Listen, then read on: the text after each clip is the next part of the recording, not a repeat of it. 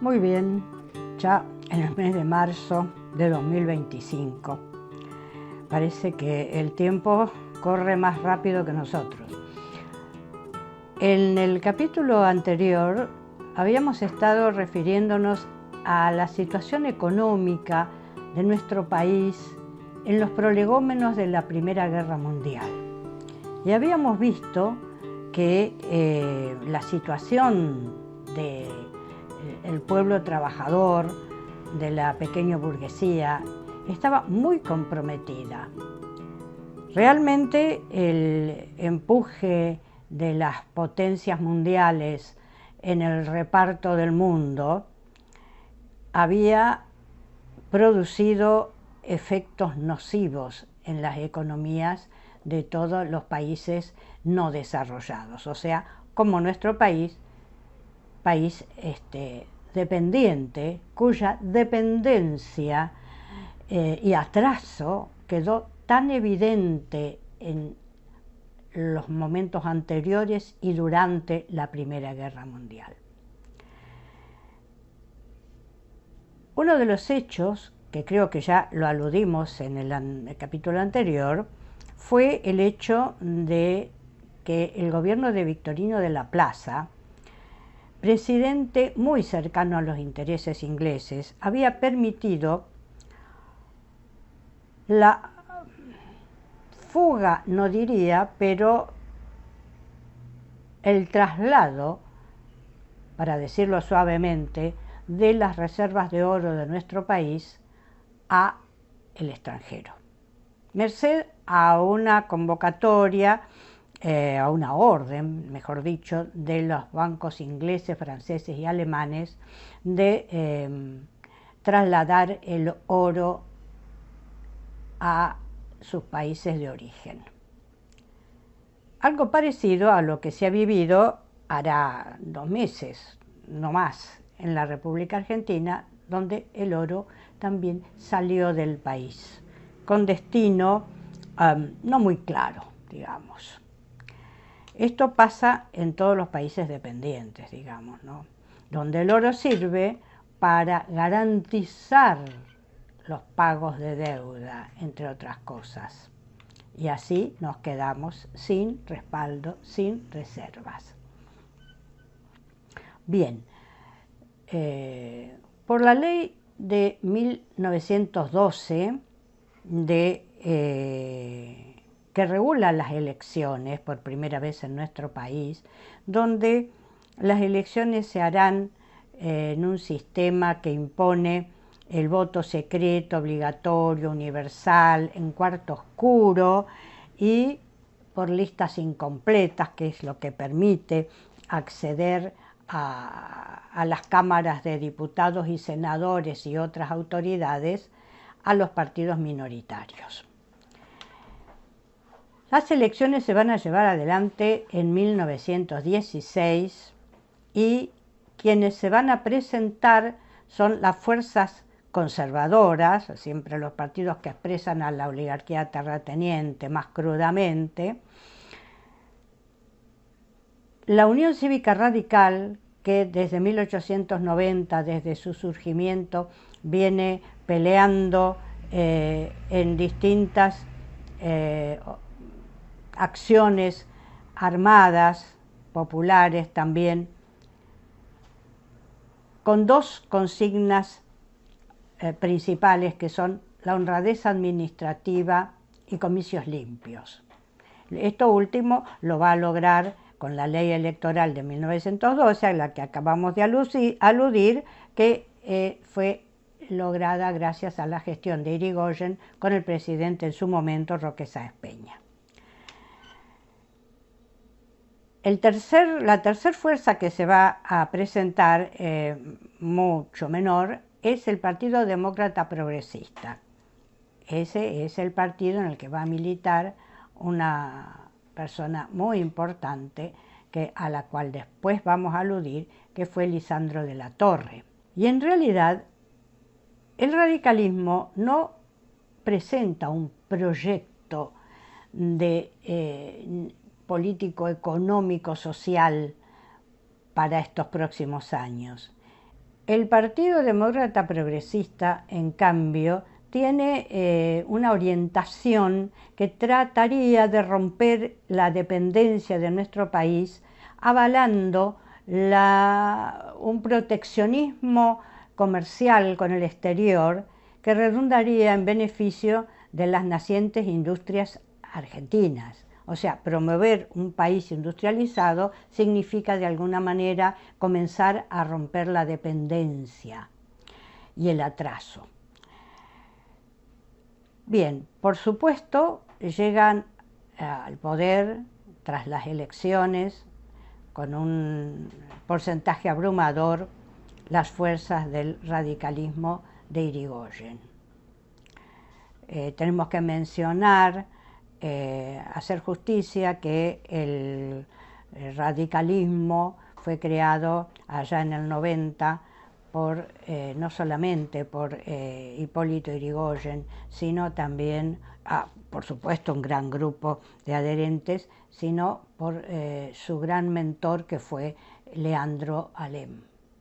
Leandro Alem era el que insistía en la participación popular en esos levantamientos armados de la Unión Cívica Radical del 90, 93, 95 y 1905.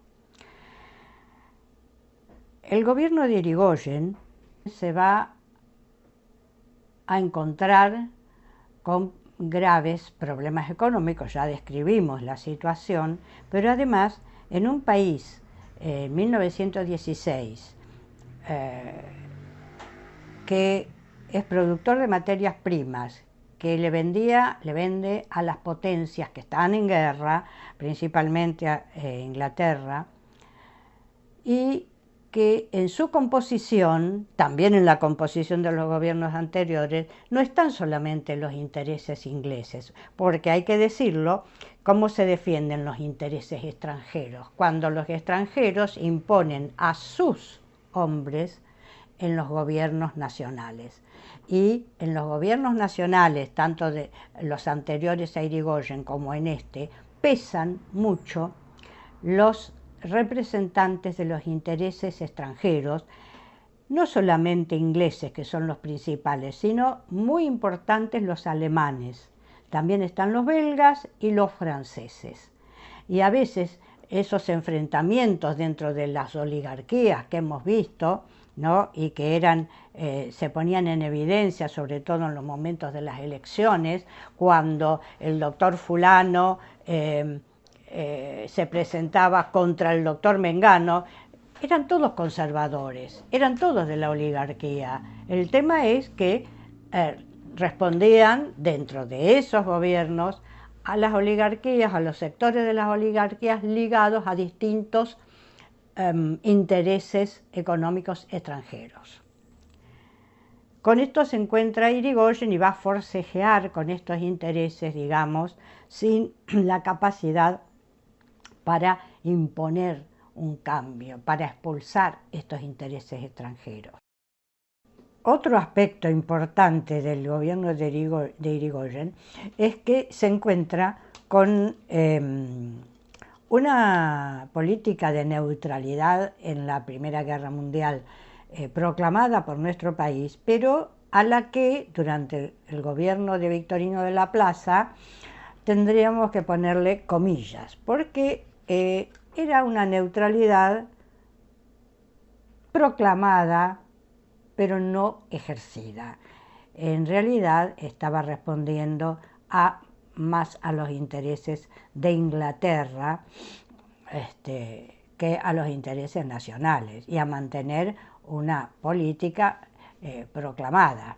En cambio, Irigoyen va a llevar esta neutralidad en forma estricta, rigurosa, diríamos. Sabemos que durante esta guerra varios barcos argentinos fueron, el Monte Protegido, el Toro, fueron atacados, hundidos por la flota alemana, y durante el gobierno de Irigoyen se pidió las reparaciones correspondientes a las que Alemania accedió. No así con aquel episodio durante el gobierno anterior, donde la flota inglesa atacó un barco que conducía pasajeros de Buenos Aires a los puertos de la Patagonia y lo capturó y bajó a sus pasajeros en Montevideo, y el gobierno argentino no tomó ninguna medida al respecto. ¿Por qué? ¿Por qué Inglaterra atacó a este barco? Porque pertenecía a una empresa alemana. Por lo tanto, acá vemos el jueguito de los distintos intereses que actúan en nuestro país.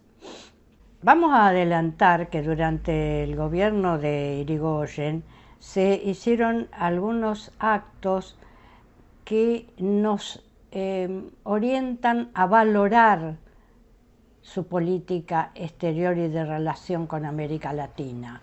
Por ejemplo, el dar por saldada la deuda que el Paraguay venía pagando a la Argentina desde la guerra de 1865-1870. Estamos en 1918-19.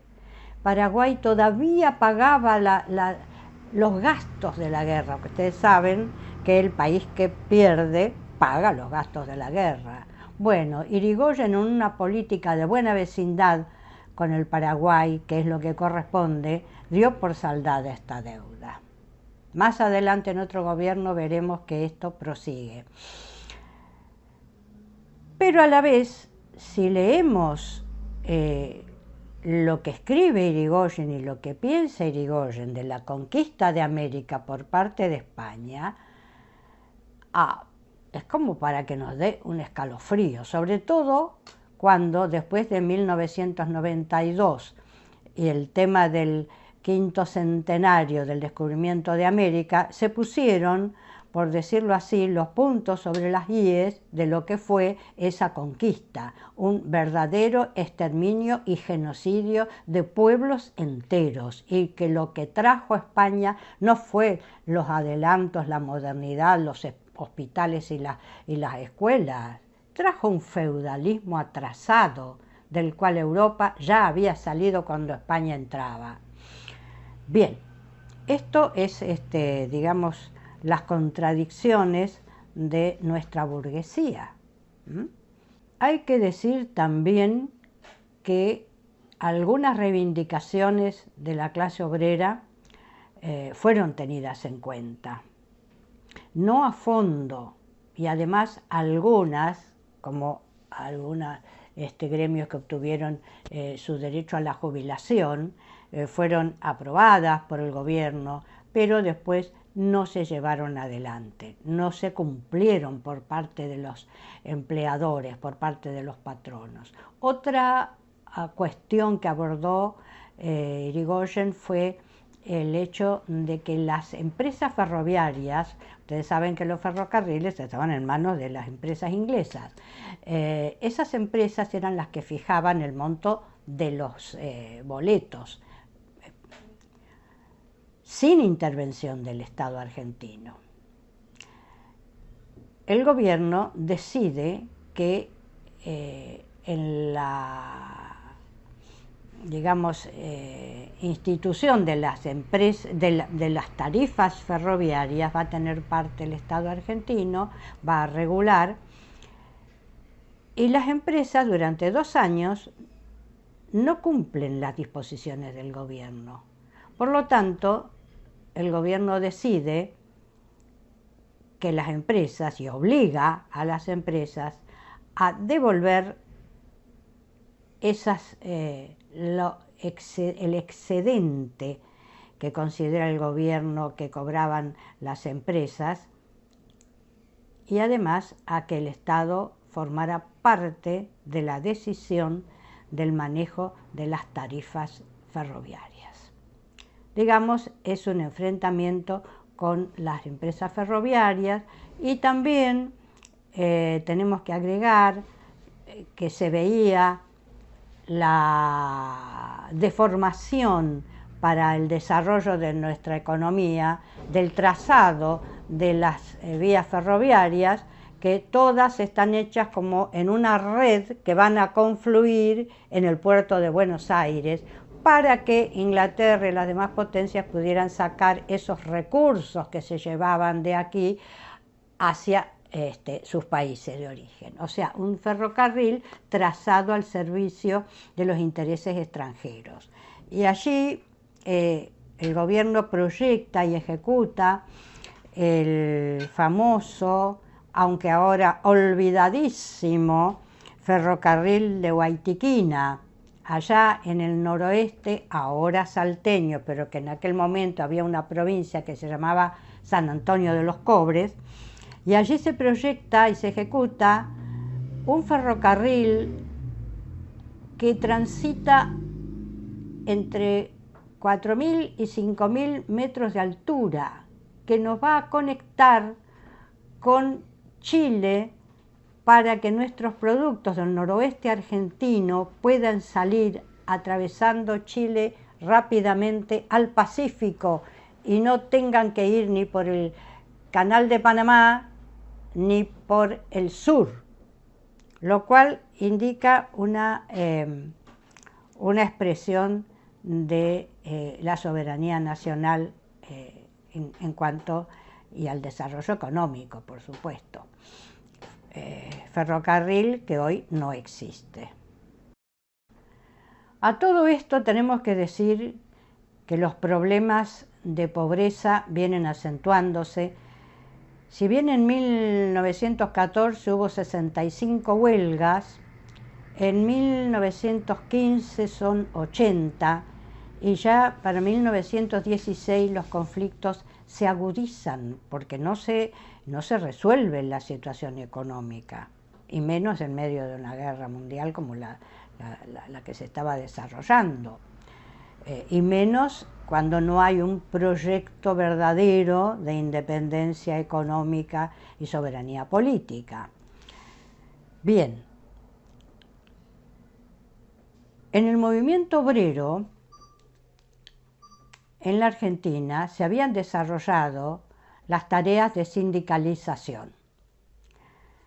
Se habían formado al calor de pequeñas industrias. Digamos, en nuestro país se desarrollan industrias. Ya dije anteriormente que la industria de la vestimenta, la industria de la alimentación, la industria de efectos de uso diario, cotidiano, estaba en auge, digamos. Por eso había una clase obrera que crecía junto con estas pequeñas industrias.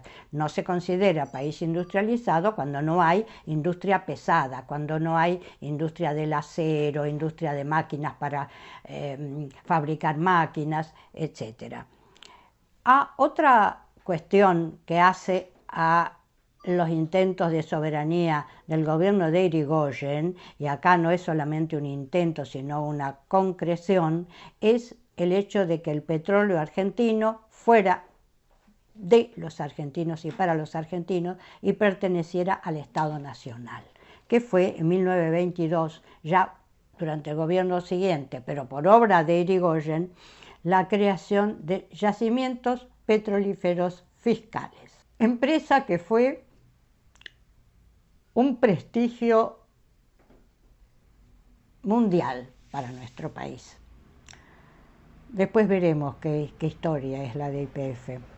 Decíamos entonces que la situación de la clase trabajadora y de los sectores populares se agudizaban, y por supuesto se agudizan también la lucha, las huelgas, la proliferación de sindicatos es muy importante. Hay una Federación Obrera Regional Argentina de orientación sindical, digamos, que lucha por las reivindicaciones propias de los trabajadores, si bien hay anarquistas en su formación, pero digamos no tiene una acción política.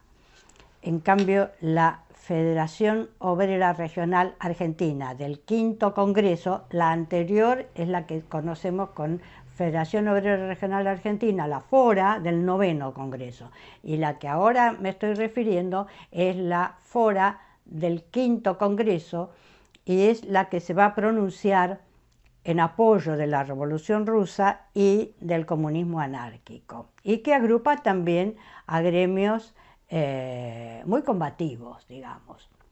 La Revolución Rusa, que en 1917 retira a Rusia de la Primera Guerra Mundial y van los obreros organizados en el Partido Comunista Bolchevique, van a tomar el poder, van a derrocar al zar y van a organizar el sistema socialista económico y político y social. Va a vigorizar las luchas obreras en todo el mundo, no solamente en nuestro país. Es un ejemplo para los trabajadores, es algo así como una inyección de fuerza. Y en nuestro país también pasa lo mismo. Por lo tanto, se van a multiplicar las luchas, se van a multiplicar los pedidos no de concesiones. ¿Qué era lo que pedían en las luchas?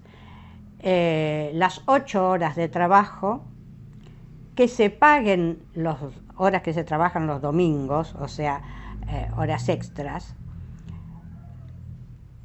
que las condiciones de trabajo sean humanas, y bueno, y todo lo demás, las jubilaciones. El mutualismo había resuelto de alguna manera algo del tema de salud, pero no funcionaba como después funcionaron las organizaciones de salud de los sindicatos. Eso todavía estaba en pañales.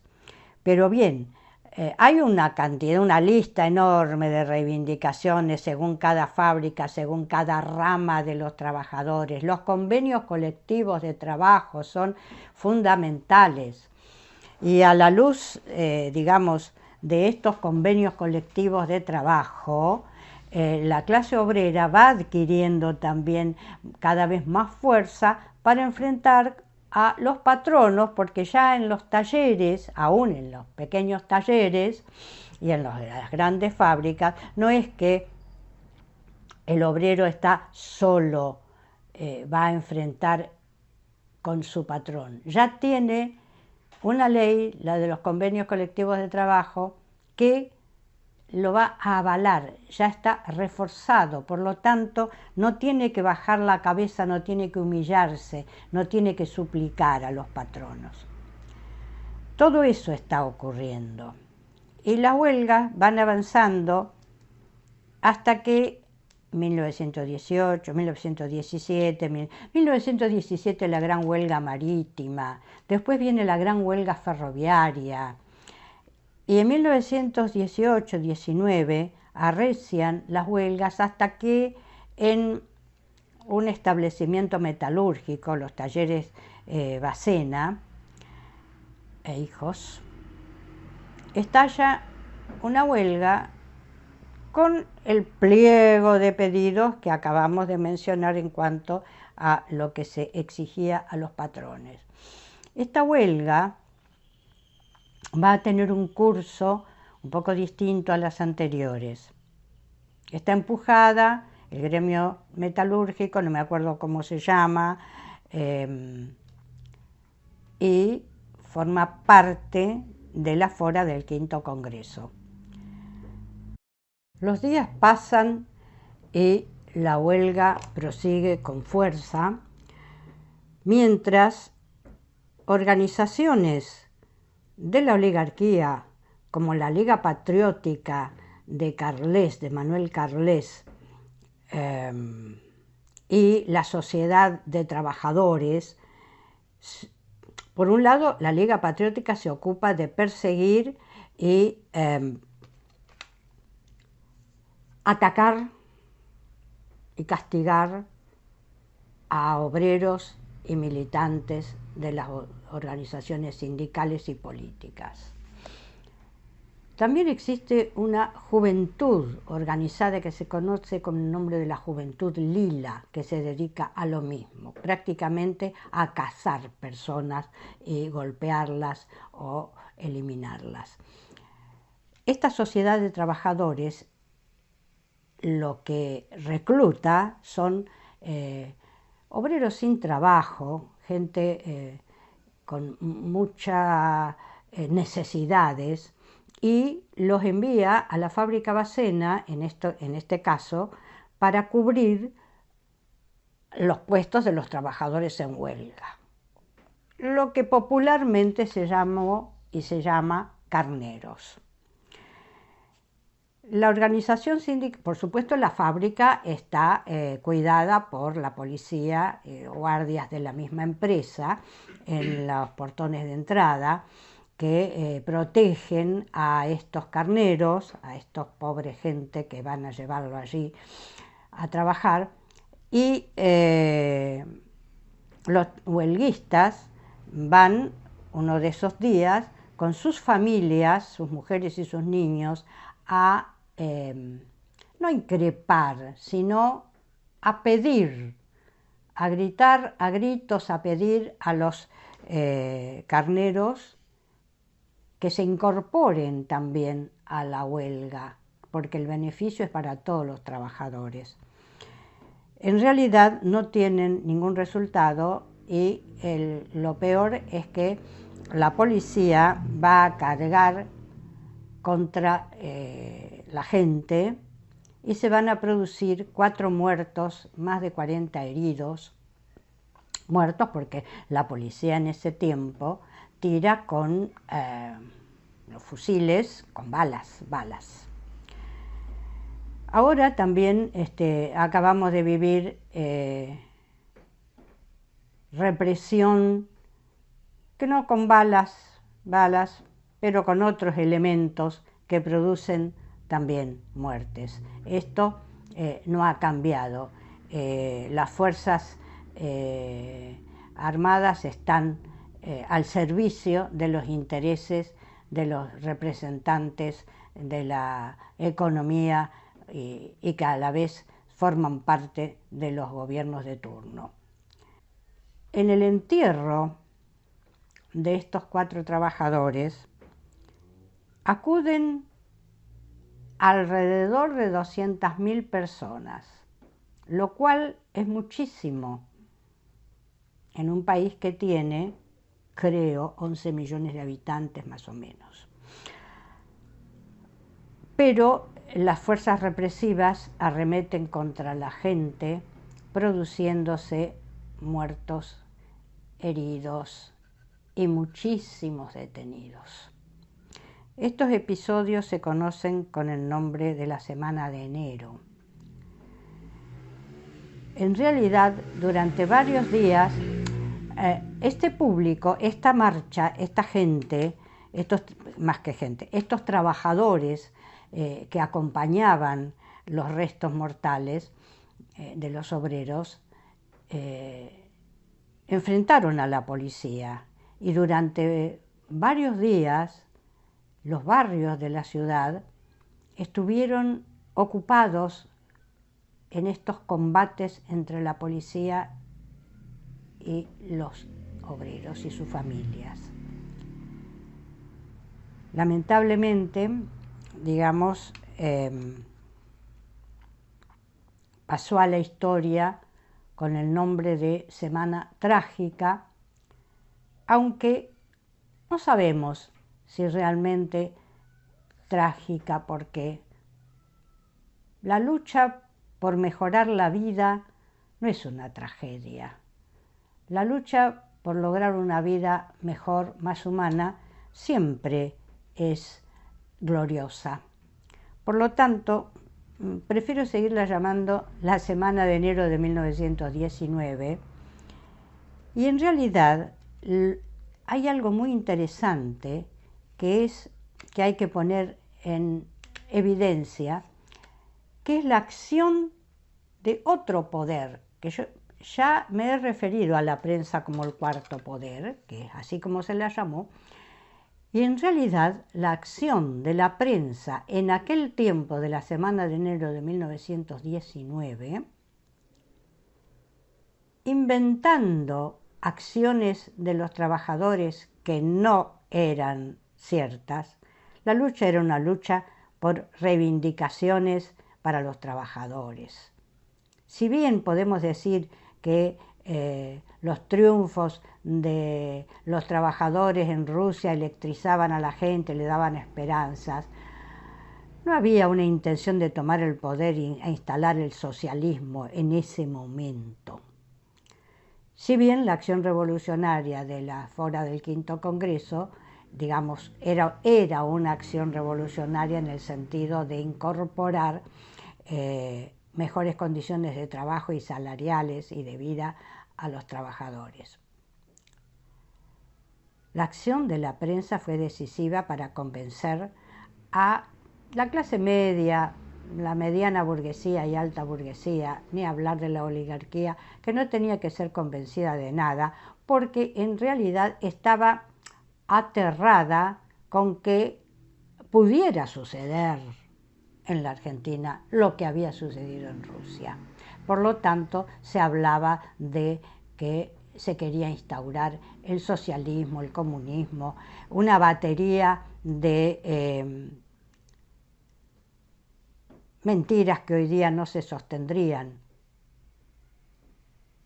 aunque con las que estamos escuchando en este momento acerca de los últimos sucesos ocurridos con las manifestaciones de jubilados y pueblo que los apoya, podríamos decir que sí pueden ser creídas por algún sector del país. Lo que significa no que la historia se repite, la historia no se repite. La historia avanza en un sentido hacia evoluciona,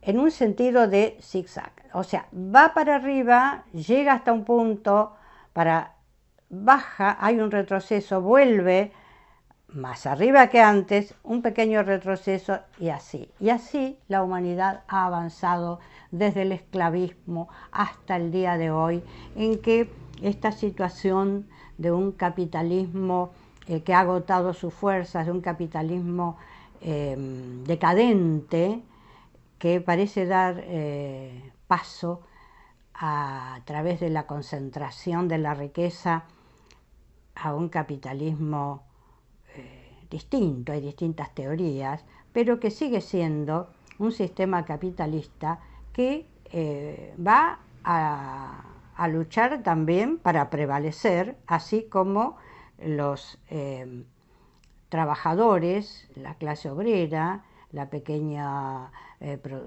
productores, van a luchar por sus intereses. Y así el mundo va avanzando. O, digamos, estamos en uno de esos puntos de cierto retroceso.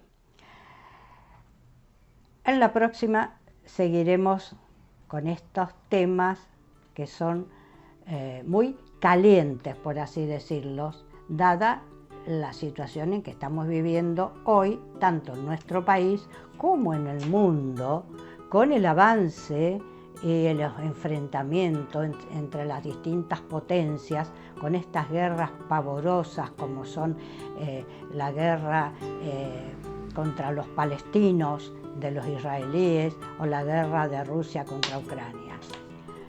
Muy bien, hasta la próxima.